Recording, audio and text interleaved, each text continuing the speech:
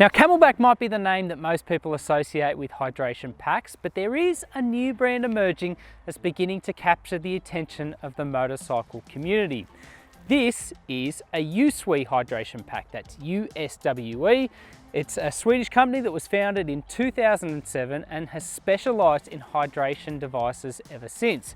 Now, we've been rocking the USWE Outlander 9 hydration pack at Bike Sales for a few months now, and I've got to say, I'm a massive fan.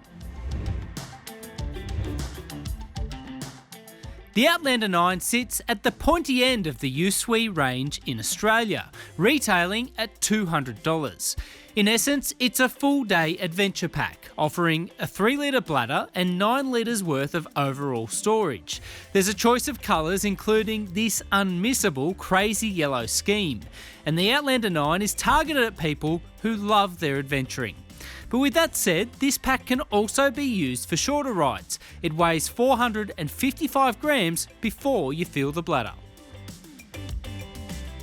Now, we ventured to the Australian Red Centre a few weeks ago where we were met with no shortage of flies, 40-degree temperatures and lots of dust. And the Outlander 9 came through completely unscathed. Now, first things first, let's chat pockets. The USWE 9 has 3 main compartments to it. The first one, you open it up, it's got a couple of different compartment areas. There is a mesh liner that's topped by elastic to sort of keep things in check. There's also a separate pocket that's got material and it's topped by a piece of Velcro to stop things bouncing around. I reckon you'd be able to fit a full-size spare tube in here if you needed that out on the trail. There's also enough space for spanners, tyre changing levers, different bits and pieces that you might take if you're going out on a full day adventure. The second pocket is devoted to smartphones. It's water resistant, note that it's not waterproof, but the idea is that you can keep smartphones, wallets, different precious items in there without them getting damaged.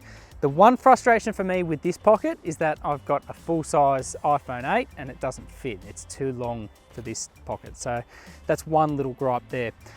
The third pocket is the business end of things. This is where the bladder sits. It's split into 2 halves. You've got one compartment at the back here with the 3-litre bladder inside. That zips up and there's also a Velcro tab here to stop it bouncing around. The second part is a pretty open area, but I found it really useful. I was able to carry my GoPro, my chesty mount, different bits and pieces that I take out on a normal ride, and I found it sat in there quite nicely. Now, on this desert trip, we had the Outlander 9 fully loaded every day. And the overarching theme with it is just how comfortable it is. I've just put it on there. You can see it sits really snug on my back and it sits up high as well. The thing I liked is that the load, even if you've got your backpack fully loaded, the load is spread broadly and evenly across your chest, your back and your shoulders. And importantly, it's not pulling down on your shoulders all the time like some heavy packs tend to do. It's also a really comfortable pack. You've got adequate padding in the backrest here and there's plenty of straps and elastic to ensure that it fits all shapes and sizes and can be kind of just adjusted on the go. But what's even more incredible is that the Outlander 9 managed to keep out all the dust through those few days worth of riding. And in the Red Centre, that's no mean feat. That's thanks in part to the construction of the zippers, which also means they can get a little bit sticky and caught in their own way when you're in a rush trying to open things up.